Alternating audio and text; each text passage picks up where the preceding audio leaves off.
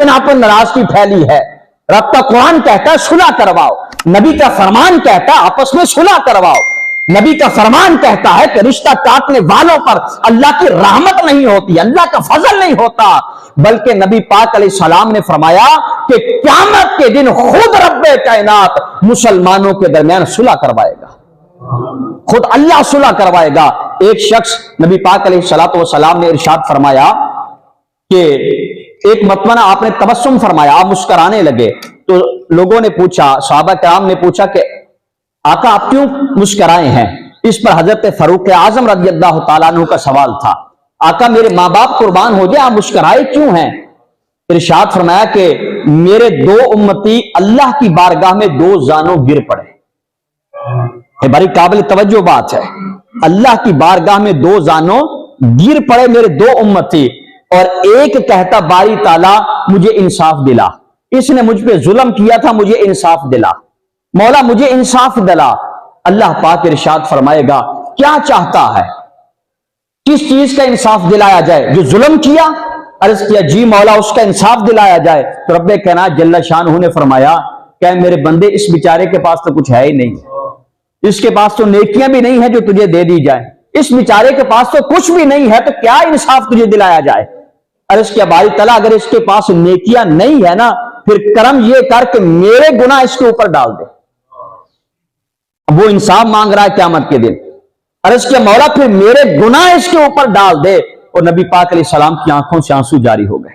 जब ये जुमला फरमाया तो हुजूर की आंखों से आंसू जारी हुए। इरशाद फरमाया कि लोगों वो दिन बड़ा जबरदस्त दिन है कि जिस दिन हर बंदे को पड़ी होगी कि मैं बच जाऊं, मेरी किस तरह से सुरखरुई हो जाए, मैं जन्नत के अंदर चला जाऊं, मेरी पकड़ ना हो, हर बंदे को यह पड़ी होगी। वो अर्ज करेगा मौला मेरे गुनाह इसके ऊपर डाल दिए जाए। अल मुख्तसर तो बारी ताला इरशाद फरमाएगा सामने देख। वो बंदा सामने देखेगा बड़े बड़े शहर होंगे, बड़े बड़े मोहल्लात होंगे जो सोने चांदी से आरास्ता होंगे, मोती हीरे जवाहरात से जड़े हुए होंगे, बड़े बड़े मोहल्लात देखेगा। अर्ज करेगा मौला ये तो किसी शहीद के लगते हैं, ये तो किसी सिद्दीक के लगते हैं, ये तो किसी नबी के घर लगते हैं, ये तो किसी रसूल के घर लगते। इतने आलीशान मोहल्लात, इतने बड़े बड़े शहर जिनमें हीरे जवाहरात जड़े हुए हैं, जिनके अंदर हर शहर हर सहूलत मौजूद है, इतने बड़े मोहल्लात तो किसी नबी शहीद या सिद्दीक के हो सकते हैं। जब मालिक कायनात ने वो मोहल्लात दिखाए ना, तो उसने ये कहा, तो अल्लाह पाक ने इरशाद फरमाया ये उसके हैं जो इनकी कीमत अदा करे।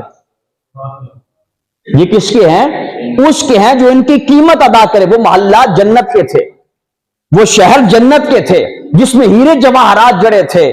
अल्लाह पाक फरमाएगा ये महल, ये जन्नत की बहारें, ये जन्नत के इनामात, ये हीरे जवाहरात से जुड़े हुए ये मोहल्ला उस बंदे के हैं जो इसकी कीमत अदा करे। अर्ज करेगा मौला हम इसकी कीमत कैसे अदा कर सकते हैं? ये तो बड़ा ही कोई बंदा इसकी कीमत अदा करेगा। रब्बे कायनात ने फरमाया तू भी इसकी कीमत अदा कर सकता है। प्यार से बोले ना सुभान अल्लाह। रब फरमाएगा तू भी इसकी कीमत अदा कर सकता है अगर इनकी कीमत अदा करे। जन्नत की कीमत क्या है? सुन लीजिए जन्नत की कीमत क्या है। तो अल्लाह पाक ने फरमाया तू भी इसकी कीमत अदा कर सकता है, इसकी कीमत अदा कर तो ये मोहल्ला तेरे, कीमत अदा कर महल तेरे। उसने अर्ज किया बारी ताला इसकी कीमत क्या है, मैं क्या अदा कर सकता हूं? इरशाद फरमाया कि जिससे तो अपना हक मांग रहा है, जिसने तुझ पे जुल्म किया है, उसके साथ सुलह कर ले, उसे माफ कर दे। इस जन्नत के महल की यही कीमत है। और प्यार से बोले सुभान अल्लाह। तो मैं इससे सुलह कर ले, इससे सुलह कर ले, इसको माफ कर दे, तो इस जन्नत के महल की कीमत यही है। इससे साबित हुआ कि जन्नत के महल की कीमत मुसलमानों के साथ सुलह कर लेने में है, मुसलमानों के साथ रिश्ता जोड़ने के अंदर है, मुसलमानों के साथ हमदर्दी के अंदर है। तो रब्बे कायनात ने फरमाया अपने मुसलमान भाई को माफ कर, इससे सुलह कर, जन्नत का महल तेरा है। और इसके बारी ताला मैंने सारे हकूक माफ कर दिए, मैंने सारे जुल्मों को माफ कर दिया, मैंने हर चीज को माफ कर दिया। मौला मैं हर शय माफ करता हूं। रब की तरफ से ऐलान हुआ फिर देर किस बात की है? अपने भाई का हाथ पकड़, तू भी महल में चला जा, भाई को भी महल में लेके चला जा।